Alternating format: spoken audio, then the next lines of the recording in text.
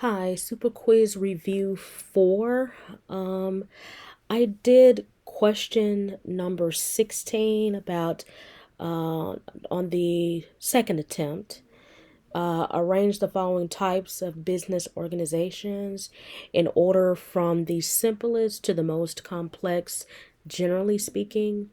Um, with that one, I got it correct on it was question 13 for quiz number let me see here. Looks like quiz 3, and it was on the second attempt. And I hate that I missed it the second time. I think I just kind of overlooked where, what I was putting. So I got it partially correct. I wanted to pretty much tell you how I got the answer. I just wanted to go back and reread the chapter a little bit before I did this so I can know for sure what I'm saying as far as the simplest to the most complex.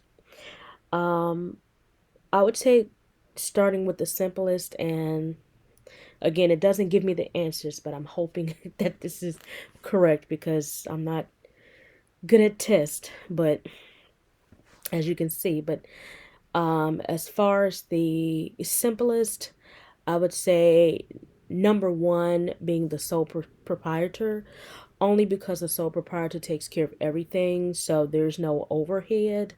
So if anything goes wrong, the sole proprietor is pretty much solely responsible. So that is pretty much self-explanatory. And I'm looking at it in the chapter. So it's chapter 4 as far as the partnerships, but each chapter, chapter 1 through 6, and all the way through to corporations. I didn't want to lose my place. Chapter 7, so it's pretty much 1 through 7. So I'm just giving you just a brief synopsis, but pretty much the sole proprietor is the most simplest because of what it says. It's pretty much the sole owner. The second one is actually the limited limited partnership, and the reason why I say that that one is the second one is because it's kind of like an angel investor. So they're not they'll, like, if I was to invest $5,000 in your company, but you do the sales, you do the marketing, you do everything. I'm just an investor.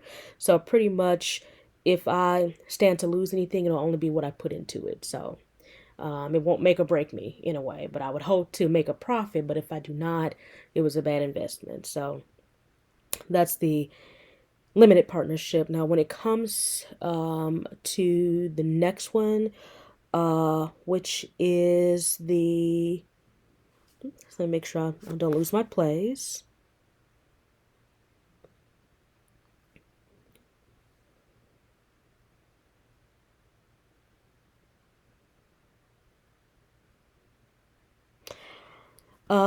The next one is the LLC, or limited liability company. And the reason why I say the that one is because it's kind of a cross between the partnership and a corporation. With that one, they hire managers. Like if you ever worked for like a retail store, there's a manager or assistant manager who actually runs the store and does the hiring and the firing on behalf of the actual owner. So it's kind of like that. So that's pretty much in a nutshell just what that is. That's why that one's not as complex, but that's the reason why I choose that one as the next one. The next one would be the general partnership, where pretty much when it comes to a general partner, the general partners are usually personally liable for any debts or obligations or anything like that as far as with the company. So that's why that one is more complex because they take on more of the overhead. And the last one and the most complex, I would say, would be a corporation. And the corporation would be the most complex because you have to deal with laws, bylaws, attorney's fees, how the company is run. They're pretty much the head honcho, so they tell you what to do. Excuse me.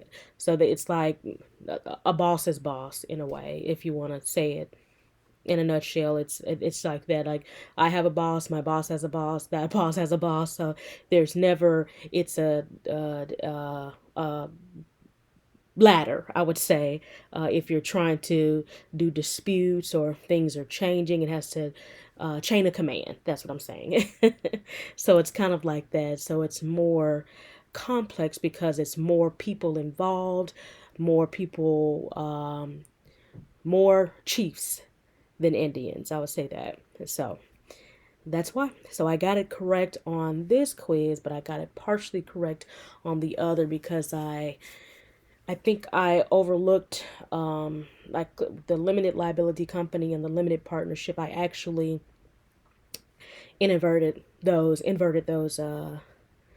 answers in error. And you know, sometimes if you look too fast, that's what happened. But I chose that question because I knew the answer and I choked, and I hate that, but that's how I got that. And again, I got it from the book. I just wanted to go back and read and make sure I understood why I changed that, or why I entered what I entered.